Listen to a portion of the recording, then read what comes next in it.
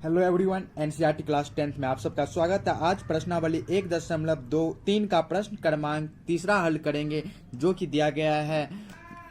सिद्ध कीजिए कि निम्नलिखित संख्याओं का अपरिमेय संख्या है। कुछ संख्या में दिया गया है, इसको अपरिमेय संख्या हम लोग को सिद्ध करना है। तो चलिए बना लेते हैं। पहला संख्या ले लेते हैं। यहाँ पे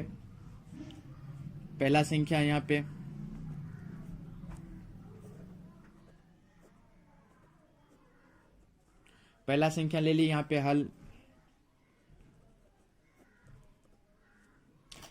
यहाँ पे हम लोग को सिद्ध करने के लिए बोल रहा है अपरिमेय संख्या। अपरिमेय संख्या बोल रहा है तो हमको परिमेय संख्या मानना है। जो भी दिया है उसका विपरीत मानना है। तो हम लोग को परिमेय संख्या बोल रहा है तो अपरिमेय संख्या लिखेंगे। यहाँ पे लिखेंगे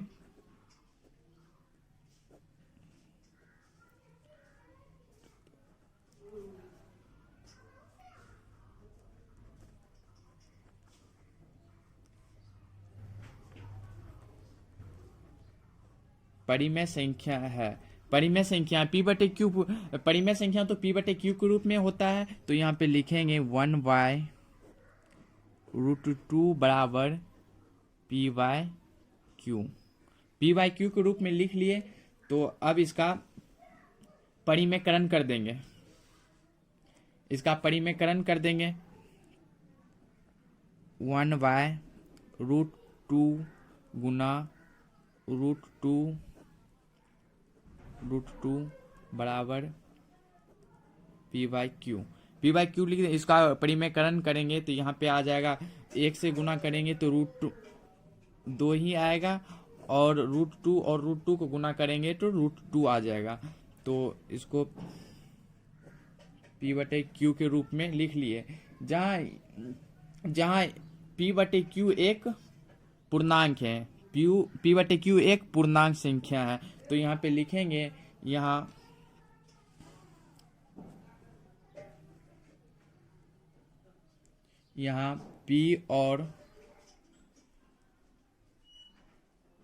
पी और क्यू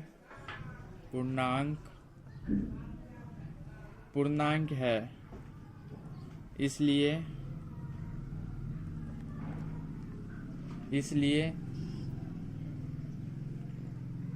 सॉरी, यहाँ पे एक स्टेप और ले लेते हैं। यहाँ पे तो इसको इससे गुना कर देते हैं। इसको इससे गुना कर देंगे तो आ जाएगा यहाँ पे √2 बराबर 2p बाय क्यू। यहाँ पे √2 बराबर 2p बाय क्यू तो लिख लिए। तो यहाँ इसलिए 2p बाय क्यू एक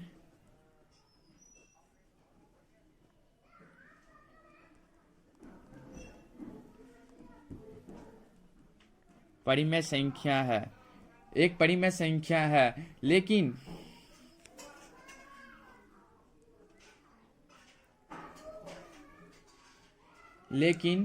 हम जानते हैं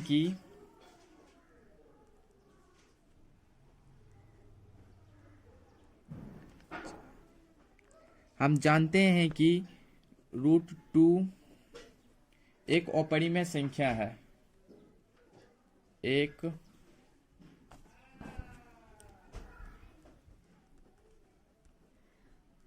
अपरिमेय संख्या है। अतः 1/√2 एक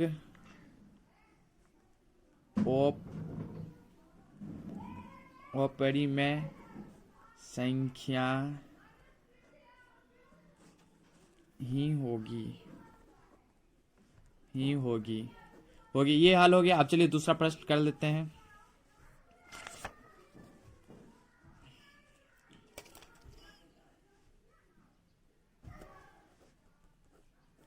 दूसरा प्रश्न दिया है 7√5। तो सबसे पहले हमको सिद्ध करने के लिए अपरिमेय संख्या बोल रहा है। तो यहाँ पे हम लिखेंगे 7√5 एक परिमेय संख्या है।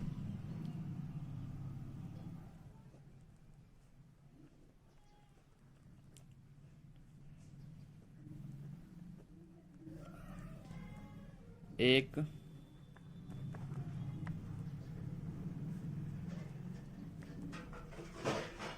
परिमेय संख्या है। परिमेय संख्या p बाई क्यू के रूप में होता है, तो लिख लेंगे परिमेय संख्या p बाई क्यू के रूप में।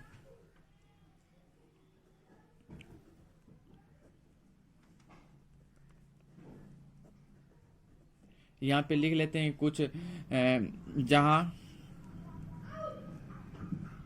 जहां p और q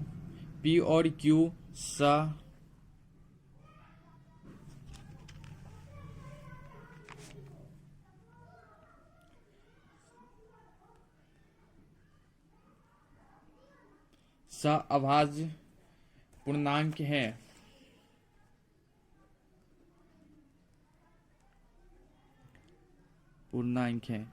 q बराबर 0 नहीं है, q बराबर 0 नहीं है, तो यहाँ पे 7√5 है, तो यहाँ से ये गुना में है, ये गुना में है, बराबर की इस साइड अगर चला जाएगा तो भागा में चला जाएगा, तो यहाँ पे लिख लेते हैं √5 बराबर p बाय, इधर गुना में है तो इस साइड भागा में आ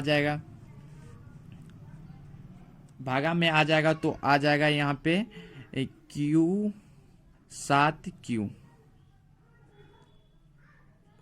आ जाएगा, 7q आ जाएगा इधर। तो ये तो एक पूर्णांक है, लेकिन ये √5 एक अपरिमेय संख्या है, तो यहाँ पे लिखेंगे हम यहाँ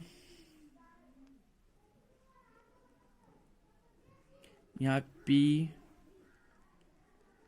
और q एक पूर्णांक है, p और q एक पूर्णांक है। यहाँ पे लिख लेंगे, यहाँ p और q एक पूर्णांक है, लेकिन यह एक परिमेय संख्या है। p बाय 7q एक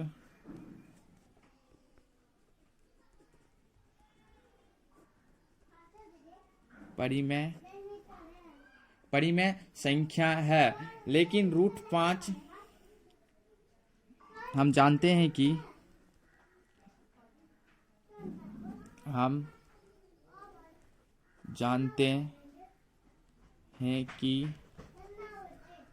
√5 एक अपरिमेय संख्या है, अतः 7√5 एक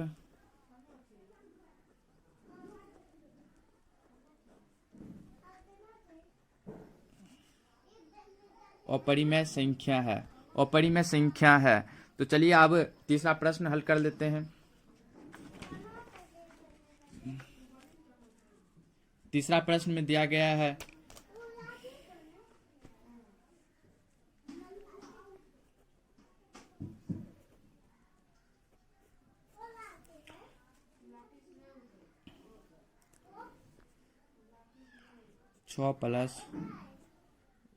√2।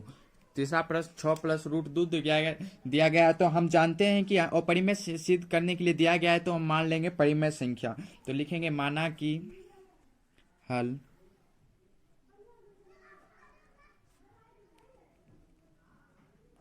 माना 6+√2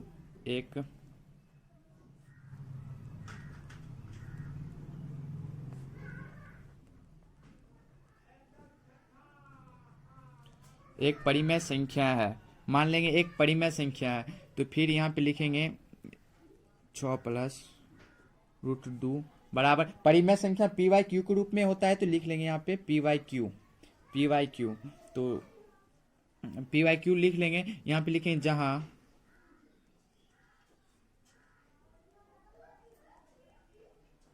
p और q एक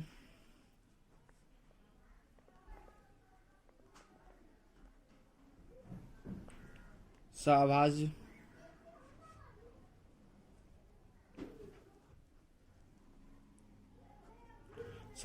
पूर्णांक है, पूर्णांक है जहाँ q बराबर 0 नहीं है, जहाँ q बराबर 0 नहीं है। तो यहाँ पे कुछ नहीं है, कोई चिन्ह नहीं लगा हुआ है, तो प्लस का ही होता है, प्लस का माना जाता है। यहाँ पे कोई चिन्ह नहीं लगा है तो प्लस का माना जाता है। तो यहाँ पे 6 को बराबर इस साइड अगर भेजे तो प्लस का है तो माइनस का आ जाएगा। तो यहाँ पे लिखेंगे √2 बराबर py/q माइनस ये इधर जाएगा तो 6, तो फिर लिखेंगे यहाँ पे √2 बराबर एलसीएम ले लेंगे तो q तो p माइनस 6q हो जाएगा। तो ये एक पूर्णांक संख्या है, ये एक पूर्णांक है। लिखेंगे यहाँ, लिखेंगे नीचे में यहाँ p और q एक पूर्णांक है, अतः p माइनस 6q/q एक परिमेय संख्या है।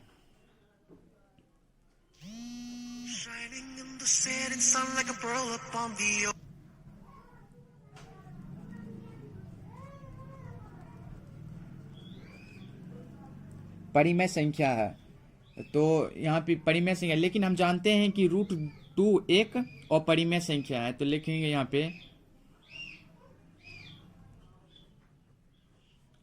लेकिन हम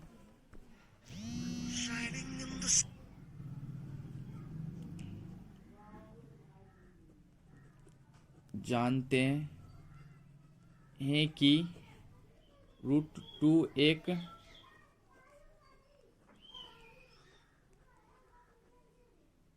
अपरिमेय संख्या है, लेकिन हम जानते हैं कि √2 एक अपरिमेय संख्या है। तो लिखेंगे अतः 6 प्लस √2 एक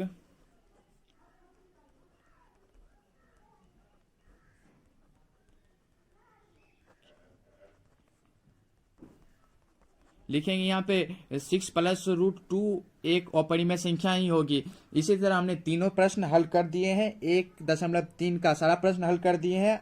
अब नेक्स्ट वीडियो में 1.4 का प्रश्न क्रमांक 1 हल करेंगे। Thank you so much.